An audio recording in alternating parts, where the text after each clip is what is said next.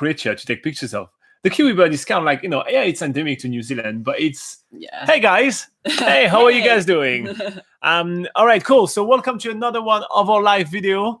We're stoked to have you on board. It's another early morning here in New Zealand. And I have to be honest, the weather is not that great today. So it's a pleasure to be stuck with you guys on the couch in a warm place. So yeah, welcome on board. We're going to go through a ton of questions of yours. Awesome. So if we are meeting for the first time, this is Robin and I'm Laura. And together we are the team behind BackpackerGuide.NZ, which if you haven't already checked it out already, it is New Zealand's largest travel guide. So just type in BackpackerGuide.NZ and you'll have a complete website full of information about traveling in New Zealand. That's including all the really fun stuff, like all the awesome destinations you can visit and all the amazing activities, but also all those nitty-gritty practical stuff about sorting out your trip to New Zealand, whether it's car rentals or planning your working holiday visa, opening bank accounts and all that sort of thing. We cover all that on BackpackerGuide.NZ as well.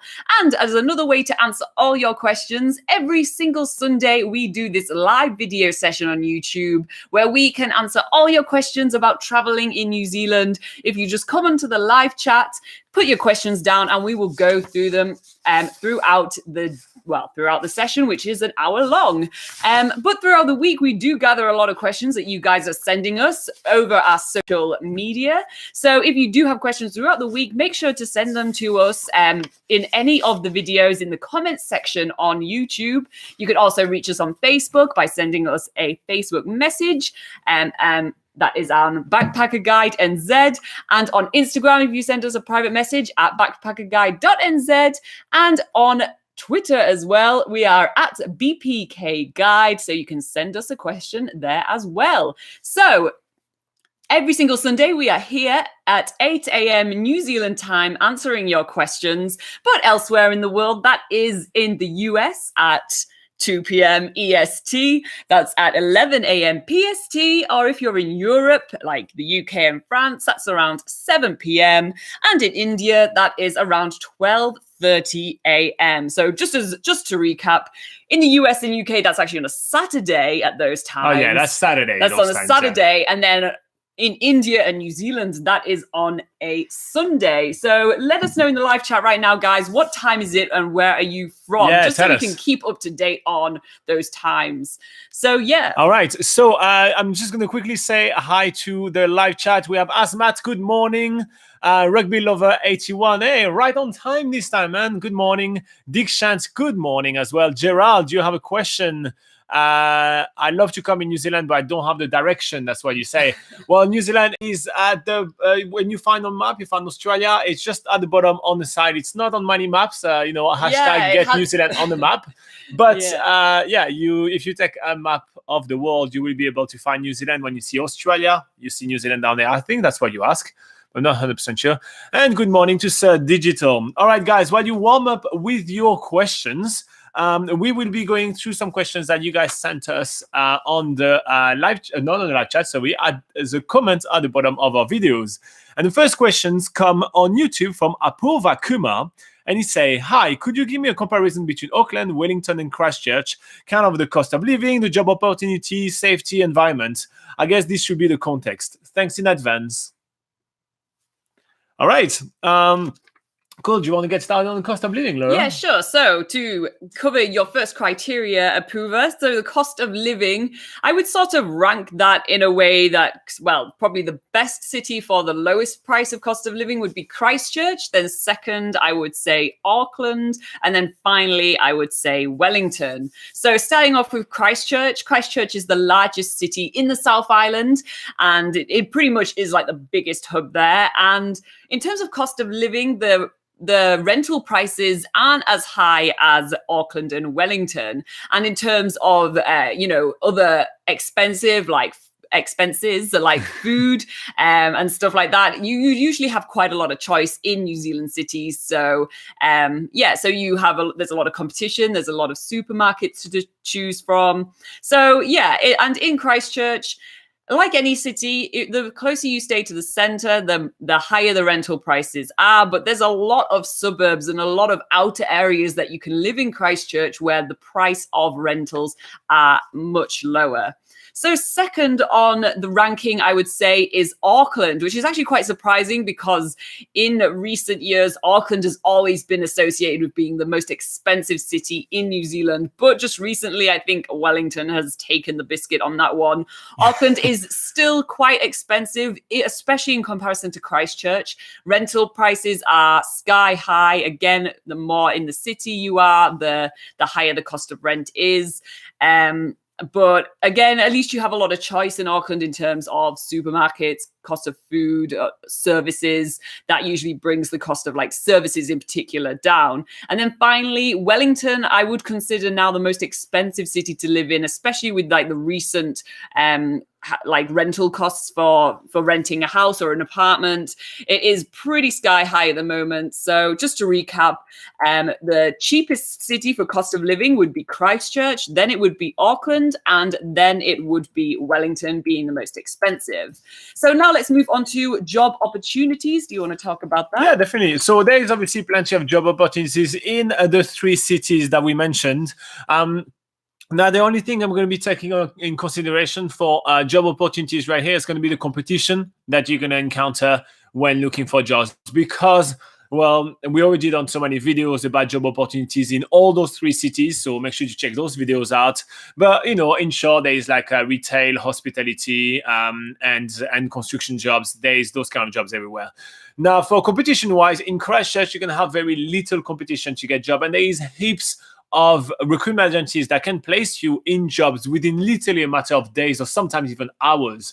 So Christchurch definitely the easiest cities out of those three to find job. The second one would be Wellington, just because, well, as Laura mentioned, the cost of living is slightly bit higher, so less people actually just go there to work, and therefore there are more jobs, and usually they pay a little bit better. And the last one will be Auckland, because there are so many people in Auckland. The job competition is extremely fierce, and for this reason, you're better off looking for a job somewhere else. So, to recap, the order for job opportunity will be Christchurch, then Wellington, and then at last will be Auckland. Now, moving on to safety, I really want to mention that every cities in New Zealand are extremely safe, right? It's New Zealand. There is nothing happening here. You know, like if you have like one bad thing that happened, yes, it's all over the news, but it's one, and it's one of the safest country in the world. You still should be using like, you know, common sense. You know, like don't flaunt your cash out. Don't, you know, walk into this dodgy dark alley with some strangers, and, you know, like, just tell someone your plans when you go on a hike or somewhere. It's just the simple, the basics, but you know, you don't have anything like too crazy to be worried about. So for safety, honestly, all three cities rank the same on our book. If you're very worried about safety, check out the video that we have on the places to avoid in New Zealand, and you'll see that, well, we really had to stretch it to actually find more than one place to avoid in New Zealand. Anyway, your last section was for environment. So which city is the best between Christchurch, Wellington, and Auckland, environment and lifestyle wise? Do you want to take this one, Laura? Yeah, for sure. So first of all, I'm going to talk about Christchurch. And Christchurch is known in New Zealand as the Garden City. And that's because there's like over 20 gardens around the city, and the biggest one being the Botanic Gardens at Hagley Park. This is a huge outdoor area. There's lots to explore there. So if you do like a lot of greenery in the cities that you're living in, then Christchurch is definitely a good way to go. Second of all, there's Wellington, which is a very urban, it's like compact city where, you know, you'll get your real urban lifestyle. It's packed with shops, it's packed with cafes, museums, arts, culture, the whole works. So you'll get your real city lifestyle in Wellington. And then finally in Auckland, this city is basically the best way to describe the city is that it's full of people. So Auckland is the most populated city in New Zealand. It's probably the most populated region in the whole of New Zealand. It's apparently got more people there than the South Island altogether. So yeah, the thing to know about Auckland is that everywhere you go, there will be people around. The whole the whole of Auckland is pretty much surrounded by water, so there's a lot of island excursions you can go to and things like that. But even so, when you go and do a hike on Rangitoto Island, for example, there'll just be people everywhere. So that's pretty much Auckland in a nutshell. So if I have to rank that, I would say I would personally pick Christchurch as number 1 for the best environment, then Wellington as number 2, and then Auckland as a number 3. All right, so that is a comparison between Christchurch, Wellington, and Auckland, between all those 3 cities. If you do have any follow-up questions of your own, put them in the comments below. We are here to help. And obviously, there is plenty of links for you guys to check out in the description of this video. I'm going to go back to the live chat. There is a lot of people right here. A lot of questions. Yeah. So, yeah. All right. So, how deep you asking us about favorite campground? We're actually going to take your question next. So, just hold on for a second. I'm just saying hi to everyone, and then we'll go through your question. If you want right here, I put the notes. All right, Gerald is saying it's from the United Arab Emirates. It's 11 p.m. Man, that's late. Go to bed. Graham is saying that he'll be in Auckland on Friday. Oh man, that's soon. Less than a week. Ooh. You must be so stoked. Hardip is asking about visiting the Catlins in winter. Not too cold. You should definitely go there. It's pretty awesome. Check out our videos about the Catlins. We actually have plenty of videos. So you go on the channel and you search Catlins. And Gerald is saying that he wants to work as a coffee barista and how to find a job. To find a job, you check out our videos on how to find a job in New Zealand. We have them just right below this one, probably. Andre, what app can I use to drive other than TomTom or Google Map, please? I think Garmin is pretty cool. I really like Garmin. So check this one here. Daryl asked about Silverfund visas. We do not legally have the right to answer visa question. We're not a licensed immigration advisor. So everything we can tell you about the different visas in New Zealand is in a video that we done 2 weeks ago. So check it out. There is a video about the different type of visas for New Zealand. That's the only thing we can say. We can't advise you on that. Graham is asking what's the price of contact lenses over there. Laura, you just bought some, actually. Yeah, it's about $30 for a pack of 30. Okay, so here you go. That's daily contact lenses. I'm sure it's probably a similar price for monthlies as well. Maybe a bit more expensive, but... Yeah, so she uses Specsavers, so that's about the price. Yeah. And usually for Specsavers, for instance, you have to buy it online. You can't go in store and buy contact lenses, which I find crazy, but they said you have to buy it online, so crazy. Yeah. Hardip is asking if we need snow chain in winter around the South Island. If you are going close to the mountain ranges, yes. So if you want to reach the ski field, yes, you do. Other than that, not really. Yeah. It's not that necessary. Rugby Lover is driving from Napier to Palmerston North and spend a few hours in Napier. Go to the Garnet Colony in Napier. That's really awesome. So that's what I would do. Yeah. Garnet Colony, really cool. Adil says he's from South Africa. The broadcast is on Saturday at 9 p.m. Oh, that's really cool. Welcome from South Africa. I love it. I hope the weather is better than ours. Jack Camp say hi, so I say hi back. And Stillskin say hi, my friend, and I say hi, my friend back. All right, let's go with the question from Hardip. All right, guys. So let me just read it. So on YouTube, we have Hardip Singh, which says, hi, guys. Do you have any recommendations for favorite campgrounds for self-contained vehicle on either North or the South Island?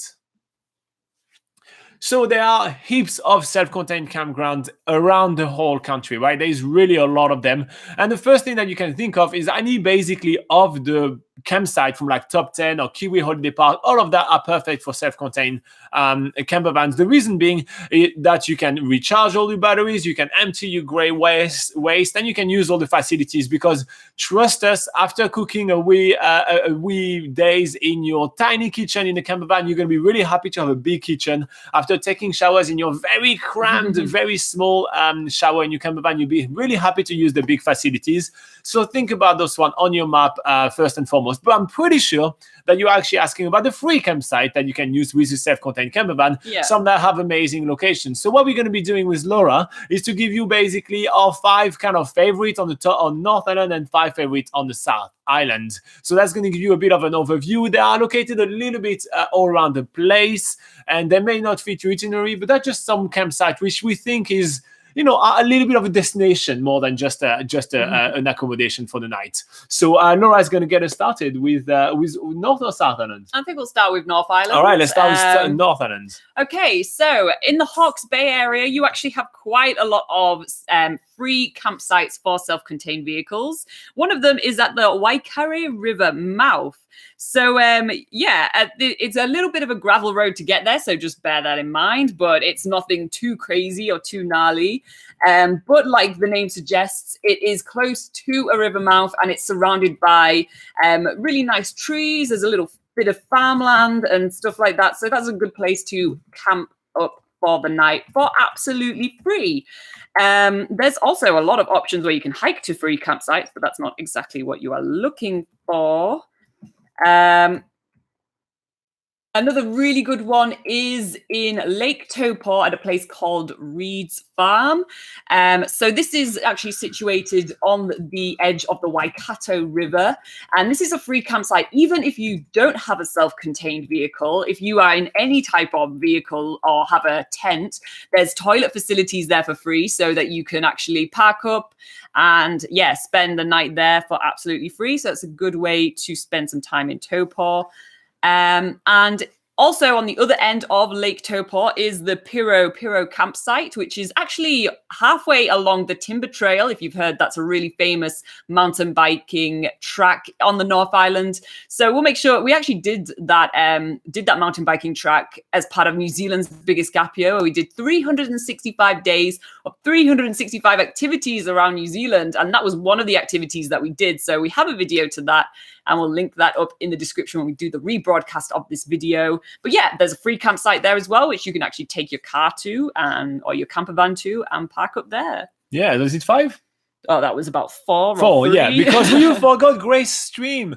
Grace Stream is just a little bit north from Wellington. It's an amazing area. You can't take a camper van there, though. You kind of can you? Well, okay, you can take a camper van there, but the campsite itself is about a 30-minute hike to get there. Yeah, so you get your camper van and then you go camp over there. Oh, yeah, you can do that, yeah. Yeah, so if you want to actually make it an adventure, you go to Grace Stream and then you hike, well, as you say, about 30 minutes. 30 minutes, yeah. So it's about an hour back and forth, and you can actually camp there. It's a real, it's basically your easy kind of adventure kind of experience. You're middle of the Orogon, what's the name of it? It's in the Remutaka Forest Park. Yeah. So actually, that's another thing that we did a hike on during New Zealand's biggest gap year. And we actually passed that campsite when we do the hike. So again, we'll link up to that video in the description when we do the rebroadcast of this video, and you can check that out too.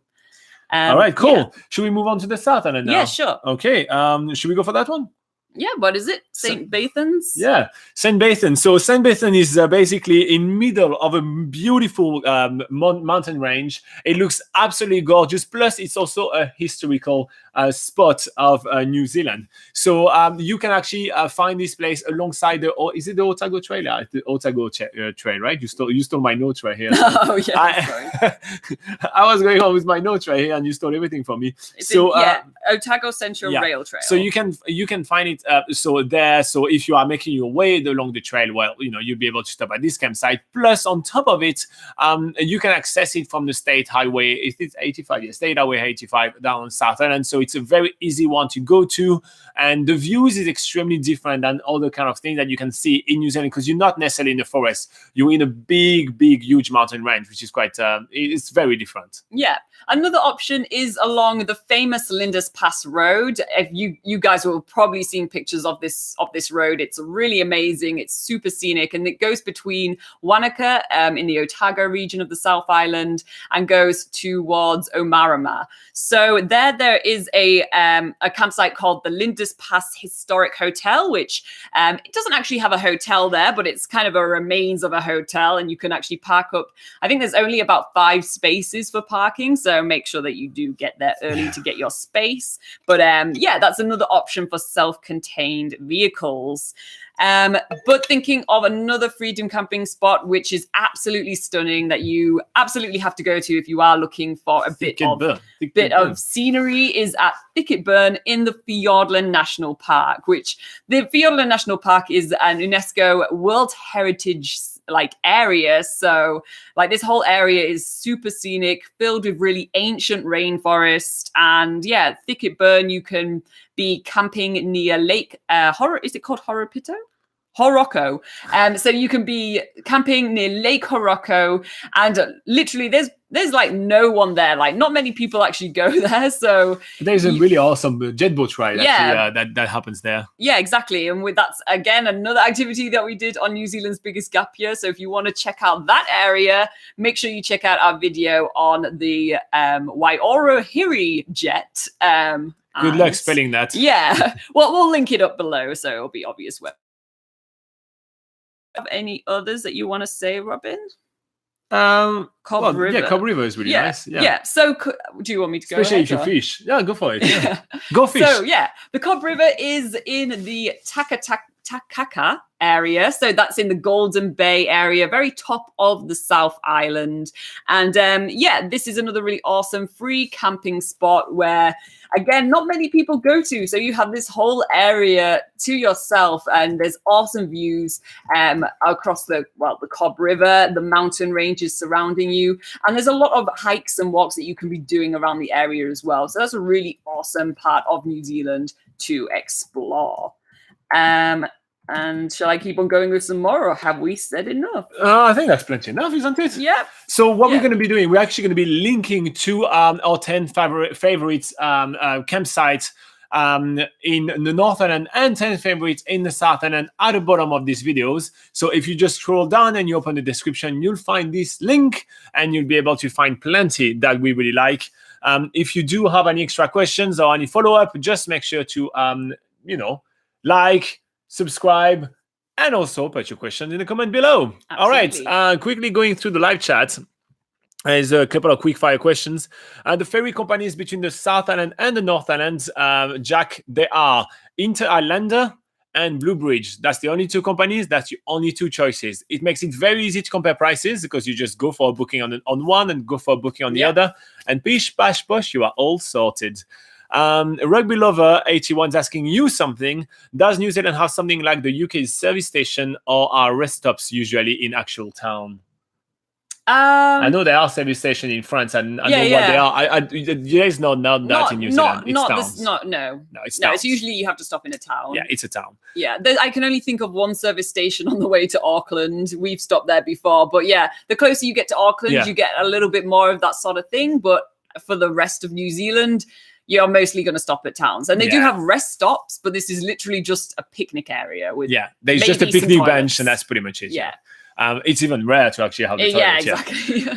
Okay, Abd Al-Rahman, he say, hi, how long is it enough for tourism in England? It really depends what you want to do.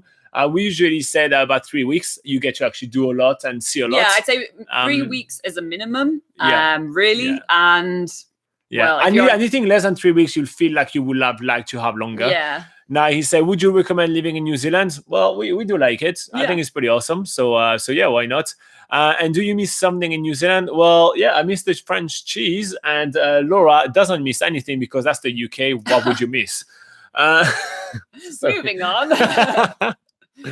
Stoneskin is asking about proof of address. He says he's confused.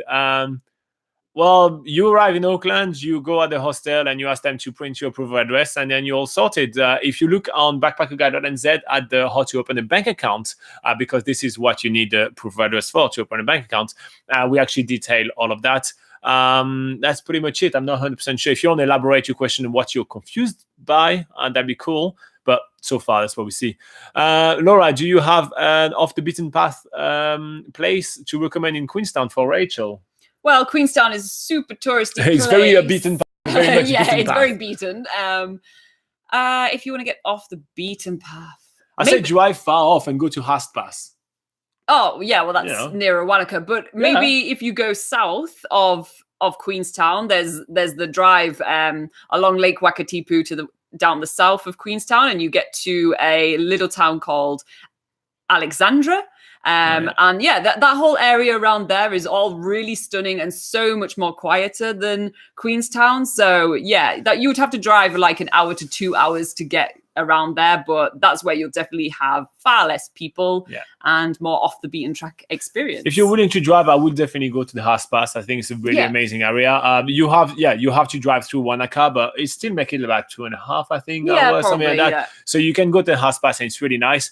Or you can drive like literally south and you go to Lumsden, where there is some really awesome things to do. Lumsden has a lot of really short walks and everything, but there is also the really beautiful Welcome Rock Trail. We did a video about it. It's absolutely stunning. It's such a hidden gem, and that would be about 2 hours, I'd say, from Queenstown. It's the Welcome Rock Trail is actually private land, so you have to pay a little fee to go and hike it, but it's really, really amazing. And you can also mountain bike in the area. The views are going to be spectacular. You're not going to be disappointed. Yeah, there's also Cromwell. Cromwell's about an hour away, and it's a very quiet town and lots of hiking and stuff to do there as well. Basically anything off the beaten path in Queenstown is going to be off Queenstown. Yeah. You have to leave Queenstown. All right, so that's pretty much it. Let's move on with some questions that you guys had right here. If you have some more, obviously in the comments right now on the video. But in the meantime, on YouTube, we had Oidbuff 1420 Go that say, "Hi there, do you have any information on the Paparoa Track, and have you been to this area?" All right, so the Paparoa Track is actually not open just yet. It is going to be New Zealand's 10th Great Walk and will open in October 2019. We are recording that in the end of February 2019, so we are quite a few months away. However, there are quite a lot of information that start trickling out through the tourism industry. We have received some press releases about it. We have seen a lot of information about it. So we thought that would be a good idea to actually go through a bit of a rundown about what we know so far about the Paparoa Track, which is going to be New Zealand's 10th Great Walk. Yeah. The first thing that you have to know is it's opening in October 2019. It is on the West Coast region and goes from the town of Punakaiki, which is where are the world famous pancake rocks, and goes down to the town of Blackball, which is in kind of the middle of the thick rainforest of the West Coast of New Zealand. And that's on the South Island. Yeah, it's on the South Island. Now, Laura, do you want to go with a few information? Yeah, so the total length of the trail is going to be about 55 kilometers. So in terms of how long that's going to take you when you're hiking, that'll be about 2 to 3 days. But the really awesome thing also about this track is that it's actually going to be the first Great Walk. Actually, that's not the... You can actually bike another Great Walk, but only in winter. So there's going to be the first all year round Great Walk where you can actually mountain bike. And if you're going mountain biking, that will take you about 1 to 2 days to complete it. And just to bear in mind that it's actually a grade 4 mountain biking trail. So the grades for mountain biking in New Zealand start from 1 being the easiest and 5 being the hardest. So grade 4, it's going to be a little bit of a challenge. I mean, literally on the Department of Conservation website, which is the people that make the track, they say that most bikers will want to get off the bike in multiple sections along the way. So especially on day 1, it is going to be a really tough bike ride. So just keep that in mind when you actually decide like, oh yeah, that sounds really fun and everything. It is going to be a tough one for at least the first day. Yeah, so just to conclude, it will be a all year round dual trail, meaning that you can hike it and you can bike it. Yeah. And also bear in mind that, as Robin said, it starts in Punakaiki and ends in Blackball. So it is a one-way track, and you will have to get transport in order to get either back to the start where you park your car or, back to your chosen accommodation. But just to give you an idea of what the gradients are like on this hike, on day 1, there is a lot of uphill. That's going to be getting you up into the higher regions of the Paparoa National Park. And then on the next couple of days after that, it's mostly downhill. So you do have time to breathe and, it's a little more easygoing after that tough So just to make it clear, the first day is about 6 to 8 hour walk according to the Department of Conservation. It's about 20 kilometers, and that is going to be the hardest section of the walk because you're mostly going uphill. And then after that, downhill and it's fun. Yeah. So there is a side track to the Paparoa Track, which is going to the Pike 29 Memorial. And this is actually a memorial for a mining disaster that happened in the area. So you do this extra track, which is 11 kilometers and 5 hours one way. So it is a little bit of a mission of a side track, but this takes you to a memorial where there's a bit of an information sign telling you about the disaster that happened there. And also, I mean, it's an extra day pretty much to your hike, which is super scenic and allows you to spend more time in the beautiful Paparoa National Park. Are there any other things that you would like to add to that, or you have to organize transportation? Did you yeah, say I've that? said about that. Cool. There are huts along the way. Now the huts will be renovated for the new track, so it's going to be more like it's going to be the best kind of huts that you will get on a Great Walk in New Zealand, which is really good. Now, if you're watching this video 10 years from now, it's not going to be anymore the best kind of hut you're going to find. But, at opening, it's usually really cool to go to like brand new facilities and everything like that. It's really, really awesome. Now, Oibaf was also asking about the area over there. So now, we have been obviously in the west coast of New Zealand many times. It's an amazing place in New Zealand. And the first thing that I want to mention, and did you start talking about the weather or not yet? No, not yet. So the first thing that we need to start talking about is the weather, and that's going to affect your hike a lot. If you thought that planning your hike in the Fiordland National Park, talking about the Rootburn track or the Milford track, will be a bit intense. Planning it in the west coast of New Zealand, where the average rainfall every year is 6,000 millimeters, which is a lot. It is going to be absolutely inconsistent weather. So on the west coast of New Zealand, ton of rain and absolutely little to no warning about it. So you need to be ready with some really good rain gears, no matter what. Even if it's you in the middle of summer and we are in a drought, it can happen on the west coast. So that's the first thing that I want to mention. It's so important to be very well prepared, especially for a hike like that. Despite the fact it's a great walk, it's still going to be extremely remote, and help is actually at least a day's walk away. Absolutely. So weather. Now the rest of the area, it's absolutely stunning. I mean, the west coast has amazing rainforest with beautiful Nikao palm trees, which are those stunning kind of half palm tree, half fern. It's such a unique look. I really do like it. There is some gorge, some valleys, and some streams at the bottom. It feels like very Jurassic. It's kind it's kind of those walk where you feel like you're literally walking into Jurassic Park movie. It is really amazing. There could be a dinosaur jumping out of a forest at any point, and you will not be surprised. You will be, and you should run, but you will not be surprised. So it looks absolutely stunning, and it's something which is really, really glorious to spend time in. We really do love this area.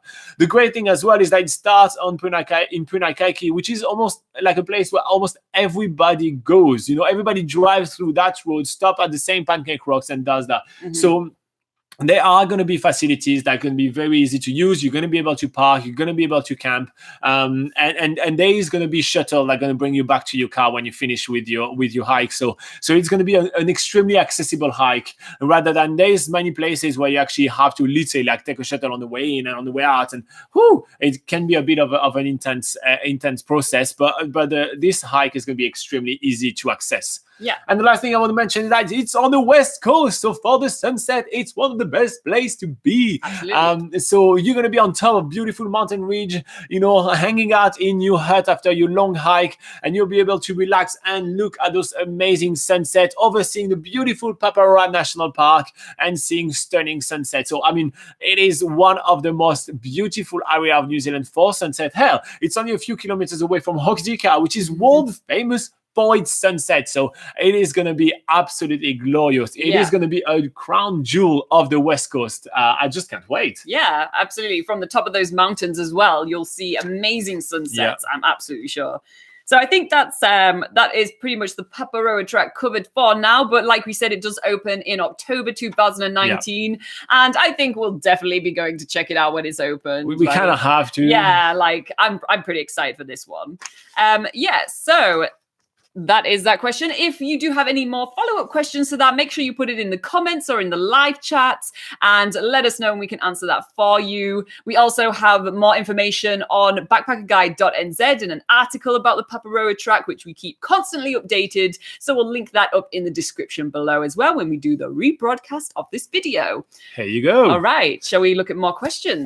So on the live chat, Federico Marquez says, hi, we're doing well. Thank you very much for asking us how we are doing. Actually, that's pretty rare that people ask. So yeah, I'm doing very well. I'm a bit cold and I'm depressed by the rain right now, but that's going to be okay. It's summer in New Zealand. The weather should change within about 30 minutes. I can already see blue skies anyway, so it's all good. Yeah, he's asking, so Freddie was with Federico, sorry, he's asking about how's the work of barista over in New Zealand. It is very popular. Kiwis are really into their coffee. Oh, yeah. They do love it. So very popular, very easy to get a job at the barista if you know what you're doing. So yeah, go. And yeah, if you want the coffee maker of New Zealand, that would be Wellington. Yeah. Jackie Rendell. Oof, I am going to be butchering every single one of your names today, guys.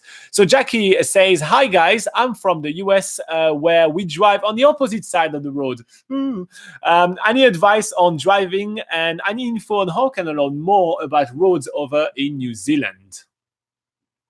Well, we're gonna answer your question. Yeah. So yes, we are driving on the left side of the road in New Zealand, but no, it's not that scary. So Laura actually is from the UK, so she comes from a country where they drive on the left or wrong side of the road, and I am from France where we drive on the right or right side of the road, and I had to change to the wrong side, which is left. Confused yet? Anyway. So I had to actually make the switch, right? And no, I had to make the switch left. Sorry. Whew, I'm getting completely pumped out today. And to be quite honest, it is not that big of a deal. It is scary for the first few minutes. Yeah. It takes a little bit used to it. So you're going to be like really more focused. You're going to do the eyes, but like, oh, you know, really need to remember what I'm doing. You're going to be the one time you're going to be the most confused by is when you're going to see a roundabout, right? That is going to be the first time you're going to be confused by. I also think that in the US, there's not as many roundabouts there, right? I've heard that they... Yeah, that's true. Yeah, they're more into intersections. Yeah, that's true. So that's another thing to note. Think about the roundabout because there is roundabout everywhere in New Zealand. So yeah, that's true. But yeah, so the first time you're going to arrive in the roundabout, what I would advise you, and that's what I did for the first like maybe 2 or 3 days, I actually did stop and watch the traffic for like, you know, about 10 seconds to know what was happening and how they were getting out. And then I did it myself. It's just, it just takes a little bit to get used to it, but it's not that scary. Now, you want to learn more about roads in New Zealand, road safety, you can definitely head out to BackpackerGuide.NZ. We have heaps of articles about that.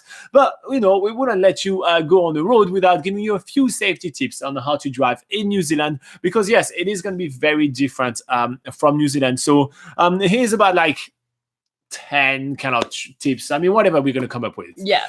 So the first thing is the speed limit. Laura, do you know the speed limit in New Zealand? What's the... In cities. Oh, in cities is about 50, right? So 50 kilometers per hour. So if you're from the US, you have to remember that we do kilometers per hour, not miles. Yeah. So 50 kilometers per hour is the limit in cities. Now, when you're outside the city, what is it? It's 100. It's 100, yes. This is a real test.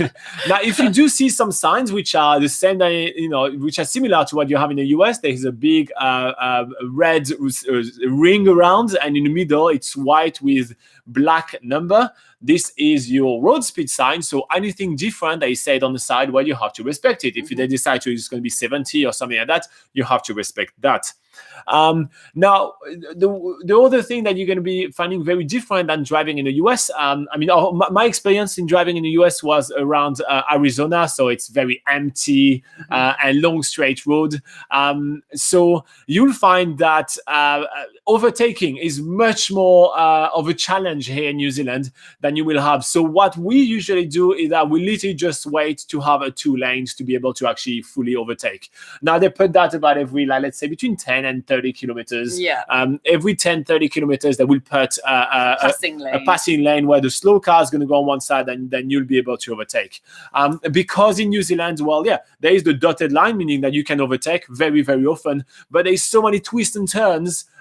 You have very little visibility, and I think that it would be foolish not being so confident driving on the other side of the road and trying to overtake. I think that would be a bit scary. So I would actually I would actually avoid doing that, and I would just wait Yeah. for the passing lane. Honestly, you're not really on a rush. You're on a holiday. You're Yeah. traveling around, and you're not saving that much time anyway. Yeah. The next thing is phone and driving. I mean, Don't talk on the phone while you're driving. Yeah, just focus on what you're doing because you're already not confident. So don't do it. But like, it is illegal in New Zealand anyway. So don't phone and drive. That's pretty simple. Now for the intersection, I find that there is no rules in New Zealand. Okay, almost every intersection seems to work differently. Sometimes you have a light that lets everybody turn if they want or go straight. Sometimes you don't have that. Sometimes you can't turn left at all. It can be a bit of a nightmare. So make sure that when you arrive in an intersection, you kind of learn how it works first.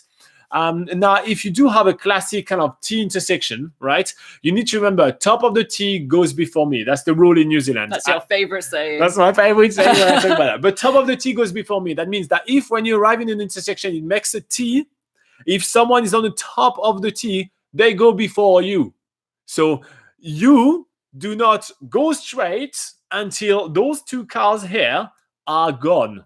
And if there is no car here, then you can go. If a car arrives and you've been waiting here for a minute, you still have to let them go first. This is how the intersection works for those type of intersection in New Zealand. So something to keep in mind. Top of the T goes before me. I love that sentence. And now the other thing you need to keep in mind is that there is a lot of roads which are not sealed or there is work on the roads, like ton of it, right? Yeah. Yeah, so in New Zealand, there are a lot of gravel roads. Most of the roads are sealed at all the main sort of highways. And note that highways aren't the same as highways maybe in the US. In New Zealand, highways are just basically main roads that are sealed, and they're usually just one lane on each side. Yeah. Highways is not a US highway. Yeah. So, but yeah, usually when you're getting off those main areas, there's a lot of gravel roads. So just bear in mind to drive a bit slower on the gravel roads, and there can be a lot of stones that, ping off to the side. And if there's a car passing you, it can crack your windscreen. So just bear in mind, like, just slow down a little bit on the gravel roads. Yeah. And there's a lot of roadside work as well. Like, I mean, the roads in New Zealand are not in good state. As soon as you leave Auckland, the roads are in really bad states, and that's for political reasons. But there is a lot of work along the way. So make sure that when you see work, you reduce to speed at 30 kilometers an hour, which is what is usually requested near roadside work. And you'll be aware that there are going to be gravel alongside the way as well, for sure. Classic, wear your seatbelt when you drive in New Zealand. Don't drink alcohol. I actually don't know I think it's don't quote me on that, but I think it's 250 micrograms the limit for drunk driving. So it's rather low. So you basically can have like one beer, and that's pretty much it. But drunk driving, drinking and driving would be really silly. The other thing is animals on the roads. I mean, if you have watched any of our videos, you see us driving, you see us surrounded by sheep. It does happen. Sheep, cows, horses, anything can be out there. So slow down when you do see sheep on the road. Usually that means that there's like farmers moving stock to other fields. You just basically slow down, stop, wait for the farmer's instructions, because they're usually, doing something, and just enjoy it, because it's always really fun to watch. Yeah, it's always cool. Now, obviously, another thing that is not obviously for you, but obviously for us, another thing that we get really used to it, but you may be confused by, is the one-way bridges. There is a lot of one-way bridges in New Zealand, and that can be a bit daunting, because you're like, oh shit, what if I'm stuck in the middle of the bridge? Well, if you're on the bridge, you're on the bridge. You finish what you're doing, right? That makes sense. But beforehand, there is a sign with a red arrow and a black arrow. If the black arrow goes in your driving direction, that means that you have priority. So if there is two cars, you're the one that actually has the right to go first. If you have the red arrow going in your direction, you have to look if there is a car which is about to engage themselves in the bridge. If they are about to do that, well, then you have to give them priority. We're going to keep going with some tips, Jackie. I hope you're still around, and we did not bore you to death just yet, but we think it's pretty important to go through that. Now, a couple more tips, I think, and they're both related to time of driving. Now, the first thing you're going to need to keep in mind is that you need to allow extra time for similar distances than what you used to in the US, right? In the US, you have wide highway, which are going straight, and they're easy to drive, so you can go at cruise speed constantly. It's not going to be the case in New Zealand. First up, it's really windy, really narrow, so you're going to be driving a little slower. Second, the landscapes are absolutely beautiful. You're going to want to stop along the way so many times and actually enjoy the views, so make sure you have that. But the last tip I'm going to give you is that if you do drive in a winter, you have to allow even more extra time because, well, sometimes there are some snows, sometimes it's going to be raining, like pouring down with rain and affecting your visibility. There may be some other accidents alongside the road. And there may be a little bit of ice on the road, making it much harder for you to stop. So you're going to want to reduce your speed. So usually the speed in New Zealand when it's going to be winter is going to be like around 70 kilometers an hour at most. So make sure to keep that in mind and to allow yourself extra time, just not to ruin your trip. So if you have a 2-hour drive, give yourself 3. So like that, you're sweet. You put yourself in no rush at all. So yeah. So that's going to be our tips for driving in New Zealand. Is there any extra tips you want to give? Just a quick one about when you're driving and you're going maybe a little bit slower than some of the locals are going because they're used to the winding roads. If you end up driving for like maybe about 30 minutes and you've got a whole like line of cars behind you wanting to get past you and stuff, wait until it's actually super safe to pull over and just let all those cars pass. So it's a really common thing that happens in New Zealand, people driving a little bit slower than others. So, and there's not usually a lot of opportunity to pass on some of the winding roads. So when you start find a rest stop or just a really like easy, obvious place to pull in, then let the other people pass. And that's usually a way to, it's another tip for driving in New Zealand. But just to let you guys know that we have all these driving tips and more on BackpackerGuide.NZ. We have loads of different articles that you can go and check out and have more information on driving. So we'll make sure to link up in the rebroadcast of this video with all the information that you'll need. And if you do have any follow-up questions, make sure you put them in the live chat or in the comments below in this video, and we'll make sure to get back to you. Here you go. Yeah. All right. Saying hi to the live chat again. Mr. Marcus Van Wyck. Hi, we're immigrating to Auckland in April. Can you recommend any suburbs to live in? There's so many. I can't take a live decision for you. You know what? I'm going to say North Shore. I was going to say, go north. North is North nice Shore. and sunny. Yeah, nice, sunny. North Shore is Beaches, really nice. Yeah. Stuff like that. It's a pretty cool area, and it's much less expensive than Auckland Central. So go North Shore if we have to choose. Yeah. Anuj, hey, that's been a wee while. You're leaving for New Zealand in 2 days. You must be excited. Yeah, yes. All right, so he has a question about Juicy, if they include the underwater observatory at Milford Sound. It depends on which tour you booked. So we do not know if yours includes that or not. Just check your reservation.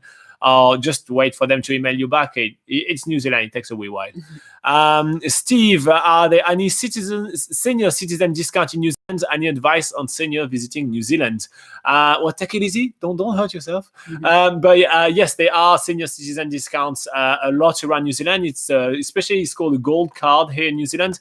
But I think you have to be a New Zealand citizen to be able to get that. So in terms of tourism products like tours and things like that, it's usually a standard price for all adults, and then there would be child prices, but they don't usually do a category for senior citizens. So not basic, like short answer is no, not really. Jason Kostik is asking about the best insurance for working holiday. Check out our article on that on BackpackerGuide.NZ. We'll put the link below. We actually do a link to some recommendations as well, so make sure to check this one out. So on BackpackerGuide.NZ, you go on travel tips and you go essential and medical and travel insurance. We have 5 or 6 articles about it, even with like how to compare all your insurances options and all of that. So it's a bit of a really bulky subject right here. So if you're cool on checking that out, Jason, that'd be really cool. Because well, there is all the information we know about that. We put our work onto this one. And Jackie say thank you so much. So you're welcome. And I didn't destroy your name. That's good. Yay. Michael from Hawaii is back. Aloha. every time with the shaka hands. All right, cool. Should we go through another question then? Let's do it. All right, ladies and gentlemen, let's go through another question. And this one is about weather, because that's been a wee while. You guys haven't asked us about weather. You guys love the weather. We haven't made Laura the weather girl in so long. Oh, yeah, I get to use my board again. Yes, so all right, cool. So, ladies and gentlemen, we have a question from Arith Seth, which asked us on YouTube, On what? On YouTube. On what? All right, let's start again. Ladies and gentlemen, we're having on YouTube Arun Seth that asks us, how good is New Zealand weather in May for first-time traveler from India? Would it be as good as February or March, I suppose, or not? But still a good option, is it? That's a confusing question, but the New Zealand weather in May is coming right up. Get the board. All right, cool. So here we go. So tell us a little bit about the month of May, Laura, while I get you a pen. Okay, so May is the first month of the autumn season in New Zealand. So it's obviously the summer has just gone. We still have temperatures that are pretty warm and comfortable. But yeah, May is usually when, in terms of like how busy New Zealand is in terms of tourism and visitors coming over here, it starts to quieten down a bit. And that's usually a very good time to travel in New Zealand. I actually I really like traveling in May. So yeah, I think it's a really good time of the year because it's not as busy. So yeah. So May is a great month to travel in New Zealand. However, you have to remember that this is really when the 4 season in one day kicks in. This is really when the weather becomes much more unpredictable, but that makes it much more fun because we do love New Zealand under the rain. And if there was no rain, New Zealand wouldn't be as green, as beautiful as it currently is. Yeah. All right, so now let's go through a bit of temperature right here. So if you're about to travel New Zealand in May, this is the temperatures that you can expect. And Laura is going to point out on the map what they are. So she's the weather girl and I'm the weather boy. Ta-da! All right, so in the northern New Zealand, that's Northland, Auckland, and Tauranga, the average temperature are between 14 degrees Celsius to 57 degrees Fahrenheit. On central North Island, that's Hamilton, Taupo, and Rotorua, the temperatures are between 10 degrees Celsius and 50 degrees Fahrenheit. In the southwest North Island, that's New Plymouth, Palmerston North, and Wellington, the average temperature is actually around 12 degrees Celsius to 54 Fahrenheit. In the eastern North Island, that's Gisborne, Napier, and the Wairarapa, that's the same thing, 12 degrees Celsius or 54 Fahrenheit. So very kind of even around the whole lower North Island. Now moving on to the South Islands. On the northern South Island, that's Blenheim and Nelson. That's about 10 to 50 degrees Fahrenheit. On the western South Island, that's Westport, Hokitika, and Milford Sound. That's between 8-10 degrees Celsius, which is 39 to 43 Fahrenheit. No, sorry, I fucked that up. 46 to 50 Fahrenheit. Also, I said fuck. I shouldn't say fuck. We are live camera right here. Now, in the eastern South Island, that's Kaikoura, Christchurch, and Timaru. It's 9 degrees Celsius to 48 degrees Fahrenheit. Inland South Island, that's Lake Tekapo, Queenstown, and Alexandra. That's 4 to 6 degrees Celsius, which is 39 to 43 degrees Fahrenheit. And on the southern New Zealand, Invercargill, 9 degrees Celsius, 48 degrees Fahrenheit. So that's for your temperature. Now, obviously, it's New Zealand and the autumn is starting. So we are starting talking about a bit of rain right here. Just a smidge of rain. So let's go a little bit through what kind of rain we're going to have right here. But they're going to be about the same region. So you don't I'm just going to okay. I thought you needed a new pen. Yeah. All right. So for northern, that's Northland, Auckland, Tauranga, 120 millimeters of rain. Taupo, Hamilton, Rotorua, 100 millimeters of rain. New Plymouth, Palmerston North, Wellington, 120 millimeters of rain. And what else do we have? Gisborne, Napier, and Wairarapa. We're having about 60 millimeters of rain. So the driest region of New Zealand, this one in May. Then we're having Blenheim, Nelson, 80 millimeters of rain. Now we're having the west coast of New Zealand, 200 to 450 millimeters of rain. Obviously, always the rainiest area of the country. Kaikoura, Christchurch, and Timaru is going to be 60 millimeters of rain right here. Lake Tekapo, Queenstown, Alexandra, between 30 to 50 millimeters. And the southern New Zealand, as Dunedin, Invercargill, and all those amazing places, is about 70 millimeters of rain. So as you can tell, so North Island is going to be this area right here. It's going to be the least wet to visit. So that's basically something to keep in mind. And also this area right here on the South Island is going to be the least wet as well. So if you are made of sugar and hate rain, that's the two areas you may want to go visiting. Now, obviously, that brings us to things to pack when you're going to be visiting New Zealand in May. You really have to keep in mind that the weather is going to be extremely changeable. And for this reason, you need yourself a really good rain jacket, and you need yourself some layers. So you need some merino wool layers that you can take in and take off and put in and take off and put in and take off regularly as the weather changes. So don't arrive with your massive rain jacket. That's going to be really useless, because if you don't have any extra rain, it's not going to be that great.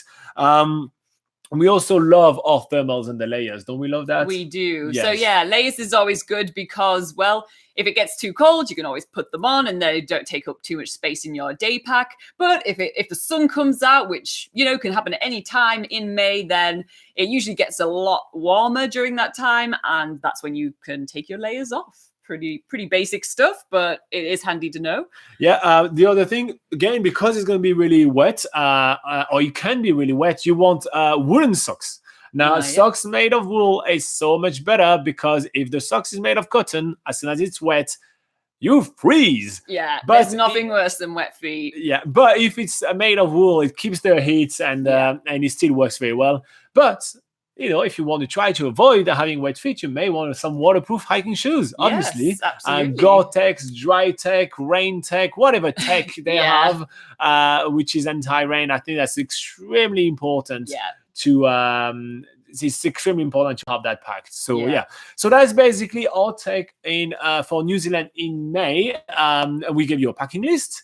We gave you the temperatures. We gave you our take on the tourism kind of state in May, and we gave you the average rainfall. So I think that's a good overview of what New Zealand is like in May. If you do have any follow-up questions, in a comment below. If you do find that useful, click like, because that really helps us out. And obviously, we are here every single week to answer those questions. So anything else that comes up with, put it down below. And click subscribe if you are new here as well, because we do these videos all the time and you don't want to miss a thing. Yeah, actually, if you don't want to miss a thing, when you subscribe already, you need to click the little bell. I learned that recently. I am an absolute And actually, idiot. you'll get a notification when we come live next time. So I didn't know that. Yeah, I learned that for some channel. It's actually quite handy to ring the bell, because otherwise, if you just click subscribe, then you basically, you get the sort of video come up on your home feed, but you don't get any notifications. So it's always good to ring that bell. I had no idea about that. So speaking to you in French. Yes, it's actually my auntie. So hi, auntie. How are you doing? Oh no! Oh, this is embarrassing. Now, Khaled is asking, he's from Bahrain, and he's asking about visa. Khaled, we talked about visa beforehand. We do not have the right legally to talk about visa on this channel. So if you want to know everything we know about visas, you look at our video that is titled all the type of visas you can have in New Zealand. And this is all the information we can share with you. But I was going to say the best place you can go to is Immigration New Zealand. They have a whole website which is super informal about all the different visas. So definitely check that out. immigration.govt.nz. Immigration.govt.nz all the time. And Kirsten, welcome on board. There's been a wee while, actually. I think you weren't here last week, were you? I can't remember. But yeah. All right, cool. Should we go through another question? Yeah. Remember, guys, if you do have any questions, make sure that you put them onto the live chat, because we are running out of time. So make sure you ask it really quickly. But let's go through one last question here. All right, cool. We're going to go through Juan or Juan. I think Juan. Juan sent us an email where emails still exist, guys, despite Facebook, Twitter, Instagram, YouTube. You can also send us an email. Just crazy, right? Good luck finding our address. If you find out how to email us, email us. So he says, hi, Robin and Laura. I've got a question for your next video, if that's cool with you. It is cool with us. What are your favorite things to do in Wanaka, please? I'll be there for 3 days and I have nothing planned. All right, favorite things to do in Wanaka. First up, Wanaka is awesome. If you are wanting to spend some time on the southern end, but want something a little bit less crowded than Queenstown, well, Wanaka is your spot. There's plenty of really awesome things to do, but I think that the number one things to do in Wanaka, the thing that everybody have seen pictures of, if you ever open Instagram and type New Zealand in, it's Roy's Peak. Yeah, absolutely. So if you're looking for that picture perfect spot in Wanaka and also a day hike, it comes both together, then Roy's Peak is an absolute must do. For the majority of the walk, it is walking through farmland and stuff. So for the majority of the time, it's not as scenic as other walks around the Wanaka area. But just to get that last sort of view at the end where you're on top of a mountain, you can see Lake Wanaka and the surrounding mountains. It's absolutely stunning and it's a picture perfect spot. But speaking of picture perfect spots, another place you can go to is #ThatWanakaTree. So if you are in the town and you're looking at the lake, if you follow the walkway on the lake to the left side, you'll quickly come across this lonesome tree in the water ready for its photo to be taken. It has to be the most photographed tree in New Zealand. Honestly, if you don't know what I'm talking about, go onto your Instagram and type #ThatWanakaTree and you'll see exactly what I mean. But you can go and visit that, take a picture yourself, and that's a quick thing to do in Wanaka. If you're looking for something a little bit more adventurous, though, you could go and do Wild Wire, which is a via ferrata climbing experience. Experience. So if you basically, not all of us are like know how to rock climb and stuff. So this climbing experience with Wild Wire makes it super accessible. Like as long as you can climb a ladder, you can do this awesome like obstacle course. It goes up several different waterfalls, takes you really high up onto this mountainside. It's absolutely stunning. And we did do a video for this during New Zealand's biggest gap year where we did 365 days of 365 activities, link in the description. And and we did that activity, so make sure you check it out to see what it's like. Another really awesome thing is in Wanaka, and actually I did already talk about that today because I do like it so much, is driving alongside the Haast Pass. There is places to stop at like Thunder Creek Falls, which are absolutely stunning, but it's one of the most beautiful. Are you thinking about what happened to us in Thunder Creek Falls? Is that why you're smiling? No. Check out that video. I dropped the camera in the river and I was pissed that off was a about tragic day, that was. But really awesome, a really awesome place to drive on. And then there's Treble Cone, which is, I think it is the largest ski field in the South Island, yes? Absolutely. It is the largest ski field in the South Island, not the largest in New Zealand, but the largest ski field on the South Island of New Zealand. It's a really awesome place to, try the Kiwi-style snowboarding, which is the same snowboarding than the rest, but just in Kiwi land. Yeah. But, it's a really awesome place to get out there. Another thing awesome to do in Wanaka is Rob Roy Track. Yeah, so this is another hike that you can do. It's a little bit of maybe about an hour's drive away from Wanaka, actually, but it takes you into the Mount Aspiring National Park, which is part of a World Heritage Area, meaning that the scenery there is just simply stunning. Mountains, beach forest. It's absolutely amazing. And it's a little quieter than the Roy's Peak track that we mentioned a few points earlier. So, that gives you an alternative. And this walk is more about the whole scenery during the whole walk is just really breathtaking. So that's definitely worth considering.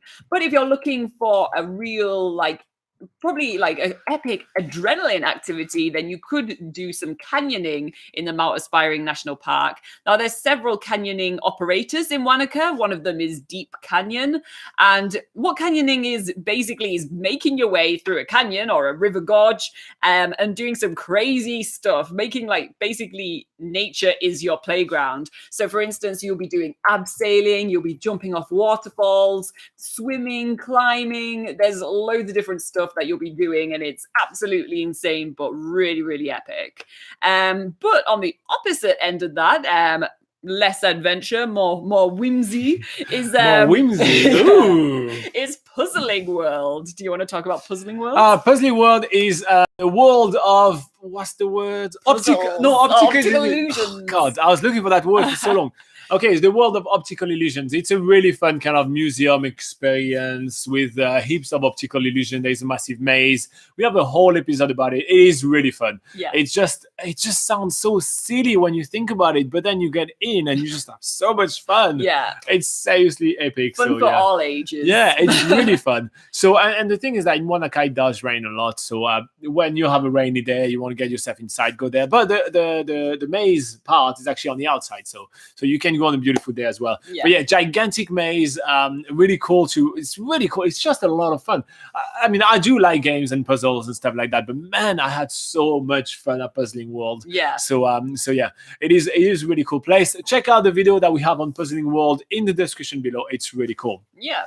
Now, another thing to do in Wanaka, obviously, Wanaka is on the shore of beautiful Lake Wanaka, so you may want to, get on the lake. You can take a boat. There are some boat tours and everything, but I think paddleboarding and kayaking is more kind of It's the the vibe classic, and everything. yeah. It's the classic stuff to do. So for this reason, I think that kayaking and paddleboarding should be on your to-do list in Wanaka. There's multiple operators there. It's rather easy to organize. You can either just rent it by the hour, or you can just go on the tour and they take you in like some of the hot spots and must-see places of the lake. So it's definitely worth considering. I think it's a really awesome place to kayak. It's such a placid, beautiful lake with towering mountains on the side. It's a very different feeling than the rest. But yeah, that's basically our top things to do in Wanaka. We're going to put you a few links as a little treat in the description below, where we're going to put some more top things to do in Wanaka, as well as the top free and cheap things to do in Wanaka, because if you're here on the budget, here's some more stuff to do. So in total, in the two links we're going to put below, there is at least 30 things to do. So why not check those out? And also like, subscribe, hit the bell, dance, dance the boogaloo, whatever you have to do to stay in touch with us, do it. And see you soon in another video. Woo. All right, going back to the live chat. So if you guys have been watching our live video for a while right now, you know about Keaston. Keaston is the guy that decided to run the length of New Zealand, and we think the man is crazy. But he's coming from time to time on the live chat and tell us where he's at. So right now he just finished running for the month. He has run from Auckland all the way to Tairua, which is in the Coromandel. So right now he's in the beautiful Coromandel area of New Zealand. I don't know how many kilometers that is. If you want to tell me, that'd be cool, Keaston. But that's quite a good run right here. And he said that running on the state highways was actually okay. Yeah, it wasn't that bad. That's mind-blowing. Yeah. Anyway, and so he's going to be doing a little bit of woofing, probably trying to, gather back his strength to run all the way down to somewhere else again. So, yeah, you go, Keaston, and tell us where you end up again. I mean, 160 kilometers. Oh, my Lord. Anyway. I would not run that far, even if I was chased by a murderer. I can tell you, a knife will take me. But hey, we admire you and we love to get some news. Now, there's also sailing Aquarius around the world. Now, if you guys are watching this video right now, you should click on their name. They have a really awesome channel where they sail a boat called, you guessed it, Aquarius, and they go around the world. That's crazy, right? And they're currently in New Zealand. No, Keaston, we're not joining you. Maybe if you give us a piggyback, like you run. We'll get on your back. We're more hiking, Keaston. We're more into the hiking. Anyway, sailing Aquarius around the world. So they have a really cool channel. We actually watched their channel for some of the islands that they're visiting. It's really awesome. Now they just sailed a little bit around the north, and then at night they're going to be actually on the driving a car around the south end. So it's a really cool, informative channel. It's a very different pace than your classic kind of travel videos. There's much more kind of information style. Actually, I do compare it quite a lot to the way we were doing our videos when doing activities. So yeah, I do really like their channel. So check them out, hit subscribe to them and all those kind of things. I can't wait to see their New Zealand content. Now, you guys are saying that Sailing Aquarius around the world want to do a little collaboration. There's no problem. Just hit us up in private message so we can organize something. No worries at all. We kind of like collaborating with people. I think it's cool. Yeah. So yeah, just private message would be just easier than doing that on a live chat. Anyway, is there any extra questions right here, guys? We are going to be finishing this live video really soon. Any extra questions you guys want to ask? Quick. If you don't have any extra questions, I want to talk to you guys about having a drink in Auckland. Laura and I mentioned that last week, I think. Yeah, we did. We were like, oh, that seems like a good idea. And some people said that was a good idea, but now we have a different crowd. Now, if we were to organize a night in Auckland, in a bar and say, oh, yeah, we're going to be there. Is there like a bunch of people that want to join in? Would you guys be keen? Would you guys join us for a beer in Auckland? Maybe like in a couple of months or something like that. Just time to organize all that. Let us know if you think that's a good idea. I want to know that. Is it worth it for us to hire like a very small bar or something, or create a bar night over there with you guys? Yeah. I see no one mentioning that, so probably not. Some people even left the live stream, so I'm like, okay, shit. Absolutely not. That was a terrible idea. All right. So that's going to wrap up on that really... Keystone will run back to us. So Kirsten will give you a couple of months in advance warning then. But yeah, anyway, that's going to finish our live stream right now. If you do have any questions and we didn't get the time to answer your questions, put them in the comment below of any of the videos that you are watching on YouTube. If you do comment, we pick the questions up, we put them on our little list like that, and we can answer them during our live session, which is always quite cool. So yeah, don't be left without answer. Don't be left worried about your trip. If you're about to come to New Zealand, we've got answers for you. Yeah. And yeah, anything else? Oh yeah, the timing. Yes. So if you want to join us for our live video session next week, we are going to be here at the same time as right now, which is, well, we started at 8 a.m. New Zealand time on a Sunday. So an hour ago. An hour ago, yeah. So on a Sunday, 8 a.m. New Zealand time, we are here every single Sunday. But if you are elsewhere in the world, which you probably are, that is also on a Saturday at 2 p.m. EST in the US. Or 11 a.m. PST in the US, or if you're in Europe, that is Saturday around 7 p.m. depending on where you are from, and that's usually around UK and France, 7 p.m. And then in India, that is on Sunday early morning at 12:30 a.m. So there you go. All right, so thank you very much for joining us. Good luck for your next run, Kirsten. Can't wait to see your video sailing Aquarius. And everybody else, have fun in New Zealand. It is an awesome country to explore. And for your next question, we'll see you next time. Bye-bye. See you later.